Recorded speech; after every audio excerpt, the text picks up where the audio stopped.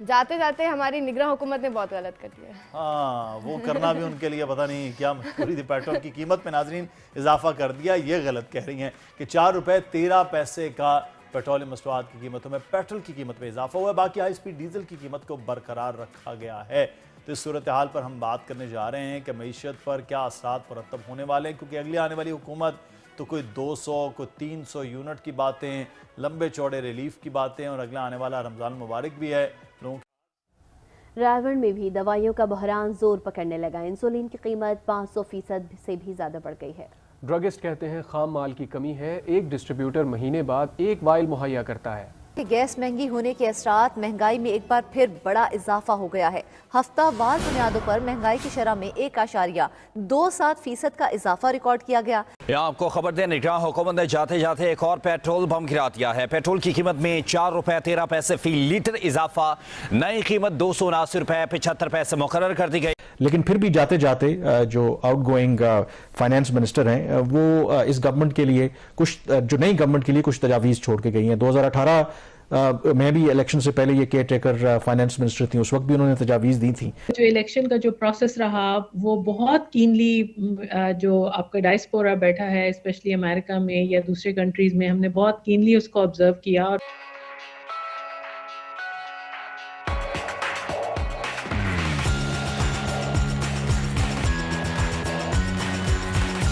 International कीमतें जो हैं वो भी तकरीबन 80-82 डॉलर पे हैं। सो इस सब चीज़ों को अगर आप कंसिडर करेंगे तो आप ये देखेंगे कि इसका एक बहुत बड़ा इम्पैक्ट जो है वो ओवरऑल इन्फ्लेशन में आता है। फिर फूड प्राइसेस हमारी जब फ्लड्स आए उसके बाद बढ़ी, बिकॉज फूड्स की भी जो मुल्क की किल्लत है वो रही। तीसरी बात यह है कि हमारी एक पैदावारी सलाहियत बहुत कमज़ोर है। सो ये भी इन्फ्लेशन को जो है एक तरह से पुश करता है। सो ये सब कॉस्ट पुश इन्फ्लेशन है। हमने डिमांड को संभालने के लिए ज़रूर पॉलिसी रेट को कम किया है, बढ़ाया है, और उस पॉलिसी रेट के बढ़ने से हमारी जो प्राइवेट सेक्टर की डिमांड है वो कम हुई है। ये एक ओवरऑल सी सूरत हाल है। जो एनर्जी सेक्टर है पाकिस्तान का, ये एक बहुत बड़ा रिफॉर्म मांगता है। पेट्रोलियम प्राइसेस की डीरेगुलेशन, पाकिस्तान की जो इलेक्ट्रिसिटी और गैस है उसकी प्राइवेटाइजेशन, उसकी तंजीम नौ, ये सारा काम कोई भी हुकूमत जो है वो नहीं कर पाई। आई थिंक आने वाली हुकूमत के लिए सबसे बड़ा चैलेंज जो है वो पाकिस्तान का एनर्जी सेक्टर ही है, बिकॉज ये रोज़मर्रा की ज़िंदगी, पाकिस्तान की मैन्युफैक्चरिंग, पाकिस्तान की एग्रीकल्चर और ओवरऑल इकोनॉमी पे एक बहुत बड़ा बोझ है। और ये डॉक्टर साहब, ये एनर्जी सेक्टर में हमने देखा IPPs के बहुत बड़े एक बोझ हम साथ लिए चल रहे हैं। पेट्रोलियम मसनूआत की जो चीज़ें हैं वो एक बहुत बड़ा चंक हमने टैक्सेस की मद में आवाम पर वो बोझ डाला हुआ है, क्योंकि इनडायरेक्ट टैक्सेस पाकिस्तान में ज़्यादा आसान है। तो क्या ये चीज़ें क्या गवर्नमेंट कर पाएगी, क्योंकि उसके तो हाथ में पहले भी कुछ नहीं है, अगले आने वाले वक्त में मज़ीद हम डबल कर्जे पे जा रहे हैं IMF के पास भी, तो ये मुमकिन है कि चीज़ें कम हो सके? सो ये आपने बिल्कुल बात दुरुस्त रखी है। देखिए, एक तो IMF के अलावा आपके पास कोई चारा नहीं है।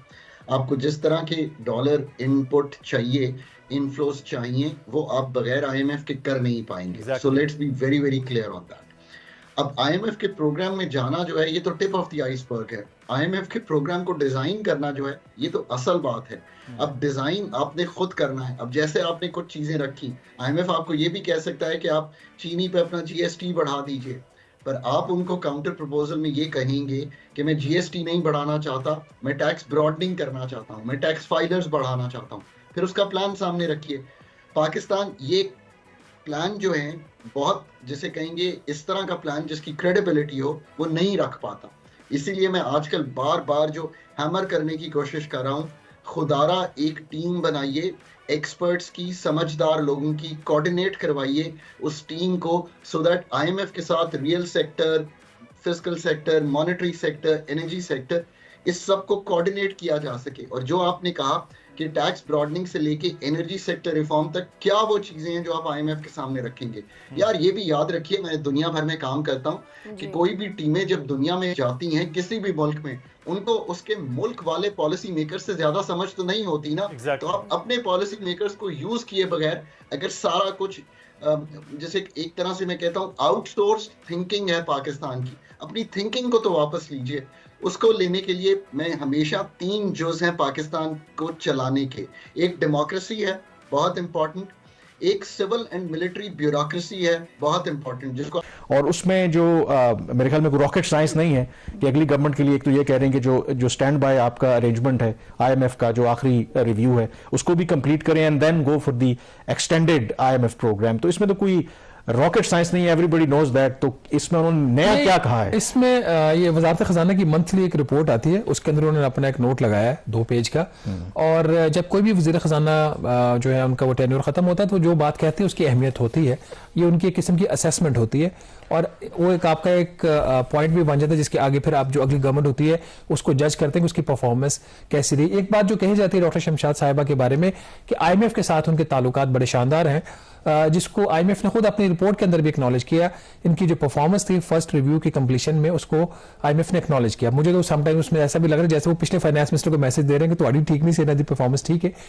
हैविंग सेड दैट इन्होंने कोशिश की खुद डॉक्टर शमशाद साहिबा ने कि IMF का जो जायजा मिशन है दूसरे रिव्यू के लिए जिसके बदले में पाकिस्तान को कामयाब होने के बाद $1.2 अरब कर्ज की किस्त मिलनी थी, तो इन्होंने कोशिश की, IMF को चिट्ठी भी लिखी कि आप अपना जो जायजा मिशन है वो पाकिस्तान भेज दें।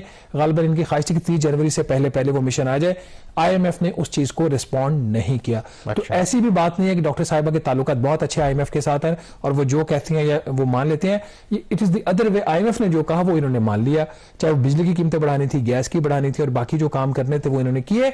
बट जो पाकिस्तान की फेवर की अगर कोई चीज होती, अगर कोई बेनिफिट ले सकती तो वो ये था कि मिशन टाइमली आ जाता और रिव्यू मुकम्मल हो जाता। उसमें थोड़ा सा डिले हो रहा है। IMF का अपनी जस्टिफिकेशन है कि इलेक्टेड गवर्नमेंट आएगी वो बेहतर तरीके से नेगोशिएट कर सकती है बजाय कि हम एक ऐसी निगरान हुकूमत से करें जो अब उसका टेन्योर खत्म हो गया है। तो इसके क्या इम्कान हैं कि ये जो दूसरा रिव्यू है और आखिरी रिव्यू होगा जो स्टैंड बाय अरेंजमेंट था वही उसको कंप्लीट किया जाएगा पहले और साइड बाय साइड अगले प्रोग्राम के लिए जाया जाएगा?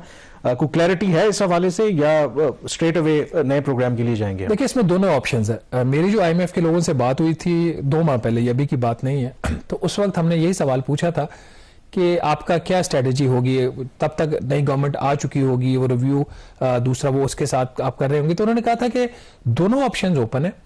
अगली गवर्नमेंट अगर जायजा मिशन अपना दूसरा वो मुकम्मल करवाना चाहती है तो वो करवा सकती है और उसके साथ ही नए प्रोग्राम की भी नेगोशिएशन कर सकती है या इसी को बिल्ड कर सकते हैं अगले प्रोग्राम के साथ।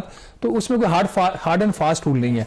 बहुत ही अफसोस हुआ जिस तरीके से सारा प्रोसीजर कंडक्ट हुआ, उसकी वजह से आप देखें कि आपकी जो इकोनॉमी है उस पर भी उसके असरात बहुत गहरे मुरतब हुए हैं और होंगे, आगे भी होंगे।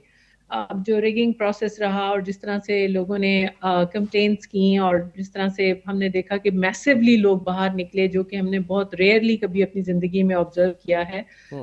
लेकिन उस तरह का जो रिस्पांस आना चाहिए था, जिस तरह से फ्री एंड फेयर की जो इलेक्शन के साथ जुड़ी हुई चीज़ें, वो तो हमें बिल्कुल भी नज़र नहीं आया अनफॉर्चुनेटली। तो इसको अच्छा, आप समझ रही हैं कि ये सियासी तफरीक जो इलेक्शन से पहले थी वो बरकरार रहेगी या उसमें कुछ कमी आएगी? क्योंकि रियासत को आगे चलना है, अल्टीमेट ऑब्जेक्टिव जो है इस वक्त हुकूमत बनने का, ऑपोजिशन के आने का, कि पाकिस्तान को आगे लेकर चला जाए, इस रियासत को आगे लेकर चला जाए। जी बिल्कुल रहेगा, क्योंकि आप फिर जब भी किसी भी चीज के अंदर आप ऑनेस्टी से नहीं चलेंगे तो उसके रिपरकशंस तो आएंगे। और हम तो देख रहे हैं, क्योंकि हम चाह रहे थे कि जो पॉलिटिक्स है पाकिस्तान की, जो इलेक्शन के बाद अगर स्टेबिलिटी आएगी तो उसी के साथ आप देखें जो नई गवर्नमेंट फॉर्म होगी उसी ने निगोशिएट करना है IMF के साथ। क्योंकि IMF तो हमारा जो अभी पैकेज वो खत्म हो रहा है, जो स्टैंड बाय पैकेज था अप्रैल दिस ईयर। तो जब तक एक मुस्तहकम और स्ट्रॉन्ग गवर्नमेंट नहीं होगी, और इतना अनरेस्ट है पार्लियामेंट में जो हम डेली बेसिस पे देख रहे आ रही होती हैं, तो ये कैसे चलेगा सारा सिस्टम।